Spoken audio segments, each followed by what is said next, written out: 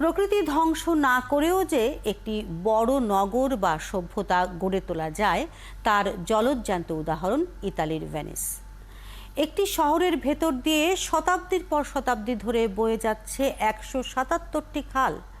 সেই খাল কেউ দখল করে না, ময়লা আবর্জনা ফেলে না, বরং প্রকৃতির দেয়া খালগুলোকে ঘিরেই গড়ে তোলা হয়েছে আধুনিক সব স্থাপনা।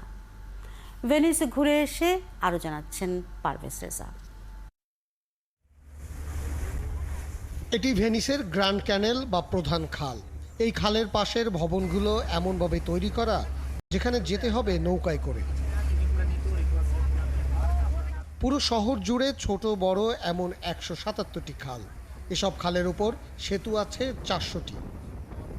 কিন্তু কেউ খাল দখল করে ভবন নির্মাণের কথা চিন্তাও করে না। বিকাশে কম খরচে ক্যাশ আউটের লিমিট বেড়ে ৫০,০০০, প্রিয় এজেন্টও ২টা। খালের কোথাও আবর্জনা দূরের কথা, একটি প্লাস্টিকের বোতলও খুঁজে পাওয়া যাবে না। প্রতি বছর ৩০ লাখেরও বেশি পর্যটক আসে এই শহরে।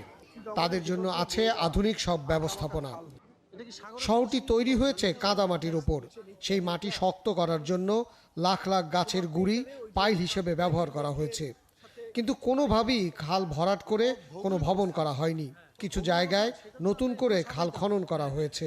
পানিগুলো পরিচ্ছন্ন, ময়লা নেই, বোতল নেই, প্লাস্টিক নেই। বুড়িগঙ্গাতে দেখি যে পানির বোতল ছুঁড়ে ফেলি, কলার চোখলা ছুঁড়ে ফেলি।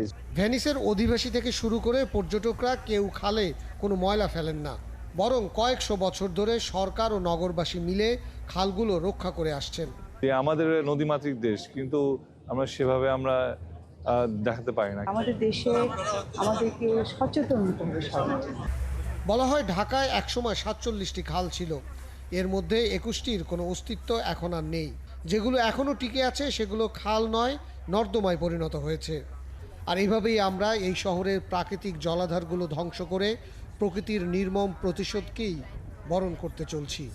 সমুদ্র লাগোয়া চট্টগ্রাম শহরের ৪টাই খাল আছে, যেটি এখন চট্টগ্রামে দুর্ভোগ বলে বিবেচিত হচ্ছে। সেই খালটিকে আমরা তিলে তিলে সবাই মিলে ধ্বংস করে ফেলেছি। অন্যদিকে ইতালির ভেনিস শহরে আসলে দেখা যায় যে তারা কীভাবে তাদের নদী খালগুলো সংরক্ষণ এবং প্রতিনিয়ত যত্নে লালন পালন করে এটিকে একটি বড় আয়ের জায়গা হিসেবে তৈরি করেছে। ঢাকার বুড়িগঙ্গাকেও আমরা ঠিক একইভাবে দূষণ করে মেরে ফেলতে বসেছি।